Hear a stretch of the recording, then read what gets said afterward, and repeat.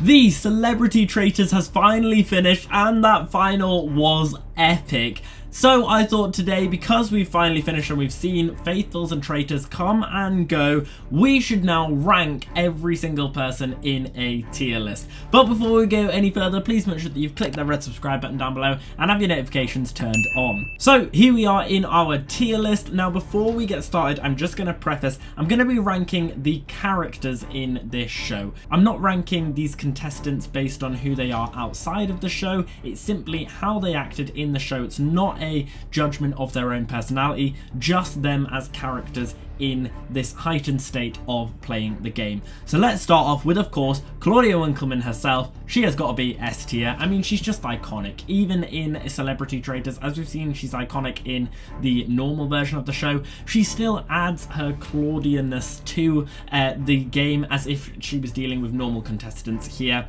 and I absolutely love it. So she's in S tier. Next we've got Paloma. Now obviously, unfortunately for her, she was the first one murdered in plain sight by Alan, and it was incredible to see. But it means that we didn't really get a lot of time with her. But from the little time that we did have with her, controversially, I actually thought she was quite annoying, and I feel like if she'd have carried on, she would have gotten more annoying. So I don't think she's D tier, but I'm probably going to put her in C tier. Next we've got Nico. Unfortunately, he really was done dirty by the Faithfuls, being the first one banished purely because of his reputation on the outside, being a prankster, being a trickster, therefore he's more likely to be a traitor. Their logic just wasn't there, and I did feel really bad for him when he went up and said, "I am a Faithful." You could tell he was heartbroken, because you could tell he would have been really good throughout the rest of the game. So for that reason, I think he was done unfairly by the Faithfuls, so I'm going to put him in the A tier. Next we've got Tom Daly, flabbergasted. He was absolutely hilarious. Flabbergasted? Like, who uses that word? I'm so annoyed that the Traitors killed him off so early on as the second murder, because he was brilliant, and in the small time that we got from him, he already gave us some iconic moments, such as his little eye roll that he gives to Kate Garraway when she's at the funeral. His theories were just out there and really big and crazy, and I think he was just really funny, added so much comedy. I really wish we could have spent more time with him. I'm gonna actually put him in S tier. He's flabbergasting. Next we've got Tamika. She was alright. Unfortunately, again, not really enough time with her, but I didn't find her annoying, so I think I'm going to put her in the B tier. Next we've got Ruth. I really liked Ruth. It's a shame that we didn't get to see her more of her, because I actually think she was probably the smartest Faithful that we had, maybe apart from Nick. She's really smart. She was catching on to Jonathan straight away. I reckon she would have caught on to Alan straight away as well, and unfortunately she was a threat, which is why they had to get rid of her. I did like the way Jonathan went about it, the double, triple bluff sort of thing, and you can just tell Ruth would have annihilated them if she'd have stayed. So for that reason, I'm going to put her in the A tier. Next we got Claire. I felt kind of bad for Claire, because she sort of, her clumsy ways sort of made her more vulnerable, like in that first mission where she accidentally did a sort of traitorish move by getting it wrong, by locking them out of potential keys because she was too quick in thinking. I really liked her competitive nature. I thought her and Ruth's little team up was really good, but she wasn't anything huge or amazing to the game. She didn't add anything incredible that wasn't already added by someone like Tom or Ruth. So I'm going to put it in the B tier. Claire Balding looked like Boris Johnson.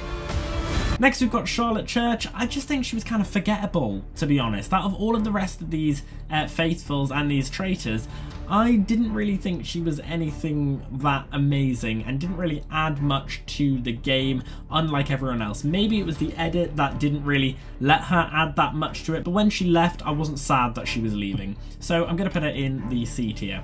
Next we've got Mark. He is very overdramatic, as we've seen, and that's the reason why he got banished out. I really liked Mark. I thought he was a good addition. I thought the fact that he got out purely due to 50-50 chance, we've never seen anything like that before in the UK Traitors, and that was incredible to see. And you could just tell how passionate he was for this game. You could tell he really loved being there, and I love when a contestant really loves the game that they're playing. He got so involved in it, so I'm going to put him in the A tier. tier. I wish he'd have stayed. To be honest, I think I would have preferred him over David staying. Next, we've got Joe Wilkinson, the man of the big dog theory. Joe and other Joe's relationship, their little brotherhood, is iconic. I absolutely loved it. And I think Joe Wilkinson was a really good player, but unfortunately too good that the Traitors had to get rid of him. I felt really bad that he got banished out. I really liked how in the episode with the lasers later on that Joe Marler did come and rescue his head for him, which was a really sweet moment. And I think he was a pretty decent contestant. So I'm going to put him in the A tier. Next we've got Stephen Fry, the first big dog himself. And Stephen Fry was just so hilarious in this show. I loved the theories that he was bringing up, the more complex ones, like the idea of maybe we should look at the fact that Kat hasn't been sleeping very well. I mean, that's genius. Traitors don't get as much sleep as we do. Cat. Maybe the fact that he went against Claudia by Claudia saying you should work together as a team and Stephen saying no, let's just vote and not talk about it. He was a rebel and he was brilliant at it, and he was hilarious. He got so involved in the missions, like the one where they had to listen to the wailing banshees, and he just donked his head straight into the water. It was hilarious, and I felt really sad when he was getting banished. So for that reason, I'm going to put him in the S tier. Next we've got Lucy. I thought she was alright. I didn't think she was anything amazing. She wasn't awful. She wasn't brilliant. She was just very mid. So I'm going to put it in the B tier. I did think she was really funny when she wrote down Jonathan's name and rubbed it off. That was hilarious. Next we've got the first traitor himself, Jonathan Ross.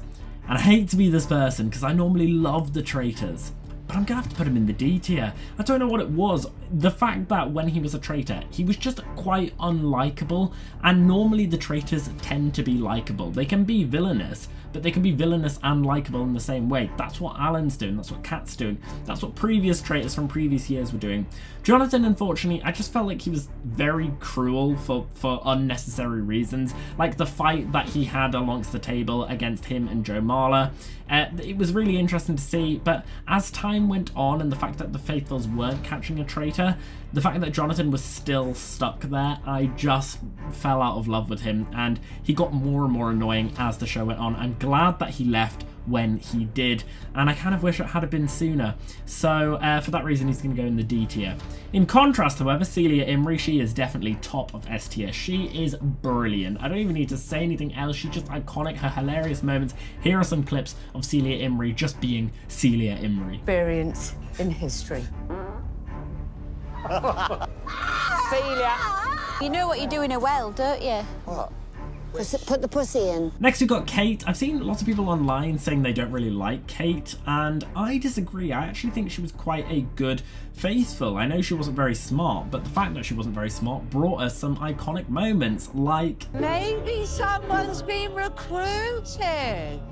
Hello. I mean, you just can't get any better than that. I'm glad she stayed for a while. I really enjoyed seeing her here. That's a bit different from what she normally does, from what we normally see her as. It was lovely to see her just have so much joy. I feel like the last time I saw her like that was when she was in I'm a Celebrity, Get Me Out of Here, and she brought that joy to the Traitors game, which is what you need. You need that sort of joyous, comic relief, dumb character. And so for that reason, I'm going to put her in the A tier. And now we've got our 5 finalists. So let's of course start with David. David, bless him, he was just really dumb throughout the entire game. He came up with these theories that were so incredibly wrong, and the fact that he made it to the final 3, I thought he was going to be voted off as 5th player, but he did really well. I just think he was quite dumb. So for that reason, I'm going to put him in the B tier. Didn't connect with him as well as other players. Next, we've got Nick. I absolutely adored Nick. What I loved about Nick is the fact that he didn't appear much in the beginning of the show, which meant he was going to be a big deal later on. And for the second half of that show, he was brilliant. That moment in the chessboard where he decides to purposely fail in front of Joe Marler, his connection with Joe near the end, the fact that he ended up betraying Joe at the very last minute and thought he was going to be able to work it out, the fact that he did manage to work out that Kat was a traitor, he was just brilliant. I loved him so much. He's going to definitely go in the S tier. Next, we've got Joe Marler.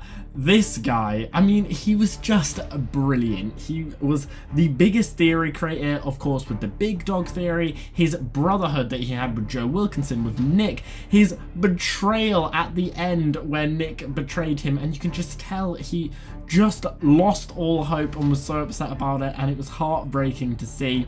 There were moments where I think Joe did turn into a bit of a Jonathan for me, where he did begin getting slightly annoying at times, but he managed to redeem himself every time he did. I thought he was a really good faithful, and it's a shame that he didn't win, so I'm gonna put him in the A tier. We've got our final traitors now. Let's start with Kat. She is brilliant. She went completely under the radar. No one suspected it was her. And the fact that she actually came out 5th, I was gasping at the TV that Alan Carr made it past where Kat had gone. Kat was brilliant. I loved her relationship with Alan. Their little duo was brilliant. And yeah, she was just such a fun traitor to have. And I think her interaction outside of the show, she's been posting so much content about the traitors in this sort of third-person-esque era, saying that you should definitely go and watch this Kat person and she's incredible on TV. It's been hilarious to watch on TikTok. And for that reason alone, I'm going to put her in the S tier. And finally, we have, and I can't believe that I'm actually saying this, our winner, our traitor winner, Alan Carr. I mean, he's just been iconic since the first episode, since the moment he stepped foot on our screen, since the moment where he laughed at the fact that he wanted to be a traitor. I want to be a traitor.